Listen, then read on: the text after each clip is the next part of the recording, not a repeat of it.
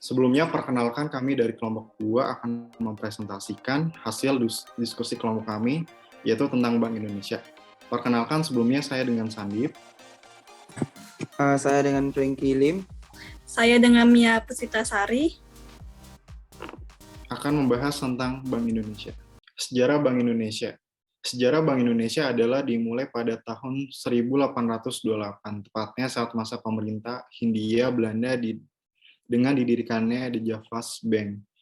The Javas Bank berperan sebagai bank sentral yang bertugas untuk mencetak dan mengedarkan uang di negara ini. Selang satu abad, yaitu pada tahun 1953, The Java Bank berganti nama menjadi Bank Indonesia dan mengalihfungsikannya. Saat itu, Bank Indonesia adalah bank sentral yang mempunyai 3 fungsi utama, yaitu sistem pembayaran, perbankan, dan moneter.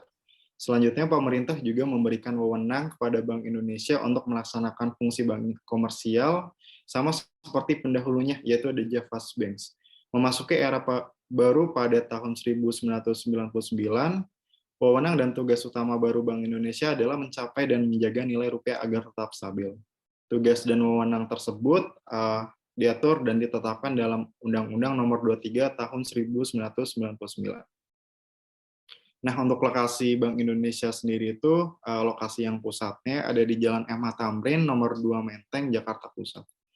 Untuk teleponnya di 021 500 131. Visi dan misi Bank Indonesia. Visi Bank Indonesia yaitu menjadi bank sentral digital terdepan yang berkontribusi nyata terhadap perekonomian nasional dan terbaik di antar negara emerging markets untuk Indonesia maju. Nah, untuk visinya sendiri ada 7.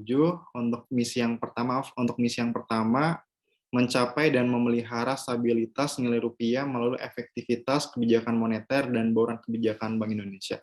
Kedua, turut menjaga stabilitas sistem keuangan melalui efektivitas kebijakan makroprudensial Bank Indonesia dan sinergi dengan kebijakan mikroprudensial otorisasi jasa keuangan. Yang ketiga, untuk mengembangkan ekonomi dan keuangan digital melalui penguat kebijaksanaan sistem pembayaran Bank Indonesia dan sinergi dengan kebijakan pemerintah serta mitra strategis lainnya.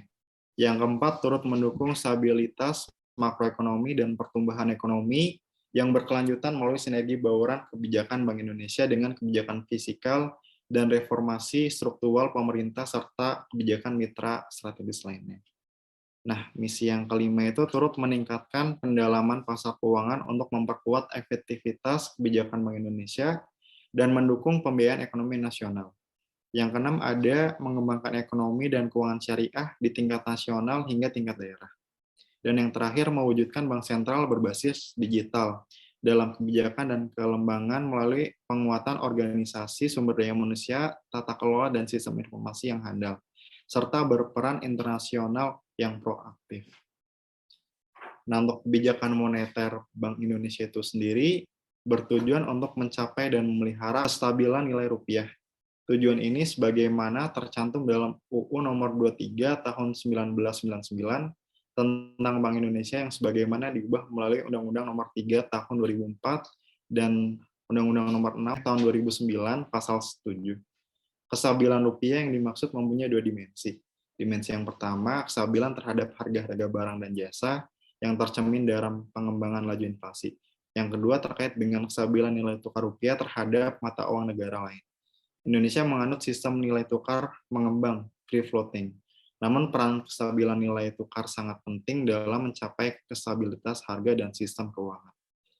Dalam upaya mencapai tujuan tersebut, BI sejak 1 Juli 2005 menerapkan kerangka kebijakan moneter Inflation Targeting Framework.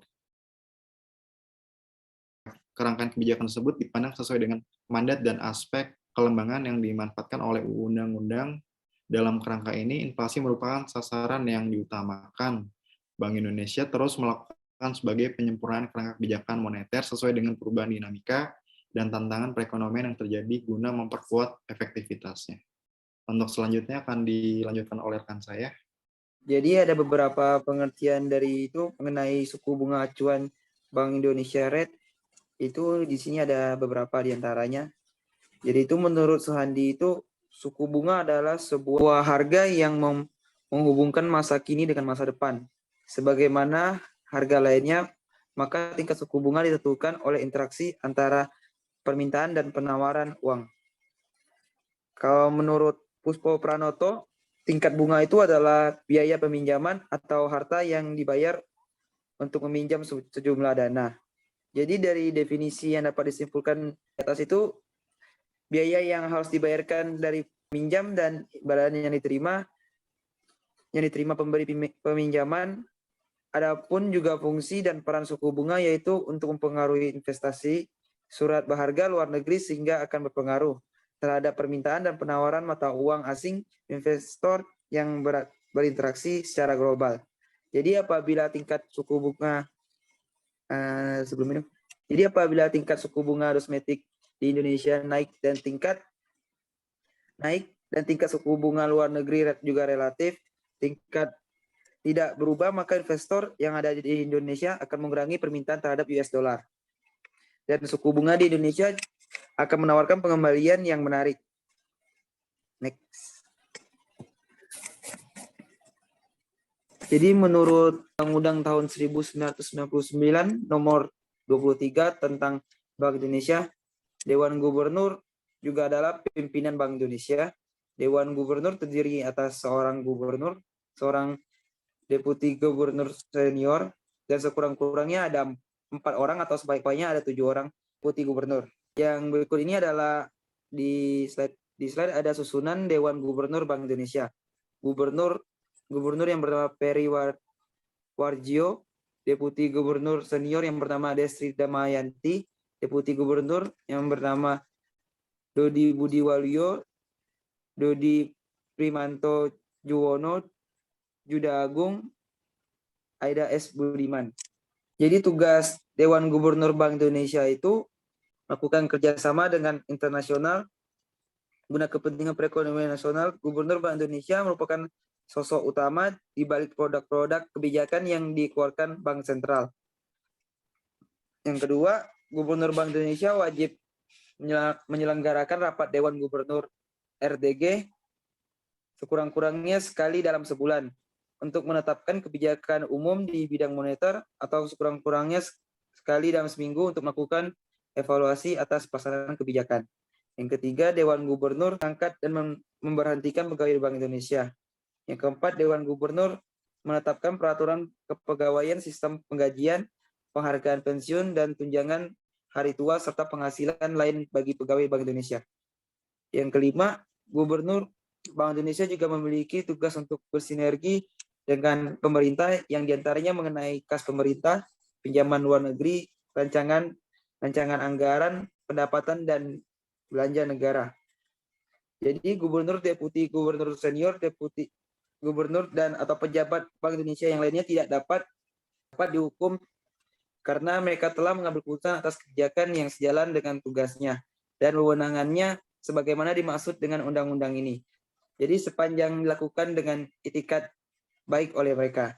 Jadi Bank Indonesia itu adalah suku bunga kebijakan yang mencerminkan sikap atau state kebijakan moneter yang diterapkan oleh Bank Indonesia dan diumumkan kepada publik Bank Indonesia. Selanjutnya ada keindependenan Bank Indonesia. Next. Independensi Bank Sentral adalah kebebasan Bank Sentral dari campur tangan pemerintah untuk dapat melaksanakan kebijakan moneternya yang bebas dari pertimbangan-pertimbangan politik. Independensi adalah salah satu faktor penting dalam mencapai tujuan akhir Bank Sentral, yaitu tercapainya kestabilan nilai mata uang. David Ricardo mengemukakan bahwa perlu adanya otonomi Bank Sentral dan pemisahan wewenang antara pemerintah dengan Bank Sentral. Independensi Bank Sentral menjadi penting pada saat Bank Sentral tersebut memiliki target-target tertentu. Independensi Bank Indonesia dimulai sejak diberlakunya undang-undang tersebut dan juga mengikuti tren Bank Sentral di negara-negara lainnya. Next.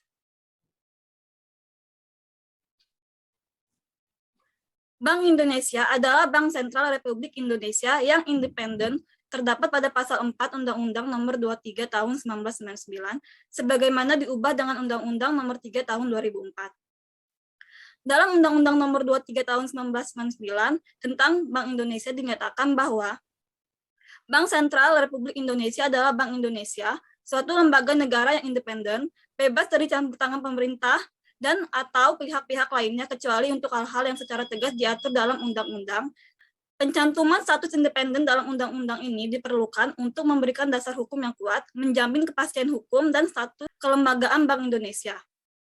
Sebagai lembaga independen, Bank Indonesia memiliki otonomi penuh dalam pelaksanaan tugasnya, dan untuk menjamin independensi tersebut, kedudukan Bank Indonesia berada di luar pemerintah Republik Indonesia. Sesuai dengan status independen tersebut, pihak lain dilarang melakukan segala bentuk campur tangan terhadap pelaksanaan tugas Bank Indonesia. Dan Bank Indonesia wajib menolak atau mengabaikan segala bentuk campur tangan dari pihak manapun dalam rangka pelaksanaan tugasnya. Terdapat pada pasal 9. Next. Setelah lahirnya Undang-Undang Nomor 23 Tahun 1999, Undang-Undang Nomor 3 Tahun 2004 Bank Indonesia dikatakan sebagai lembaga negara yang independen. Bank Indonesia bukan saja independen dari pengaruh pemerintah, tetapi juga independen dari pengaruh lembaga legislatif, sehingga kedudukan Bank Indonesia sangat kuat. Selain itu, Bank Indonesia juga diberi hak untuk menetapkan kebijakan moneter.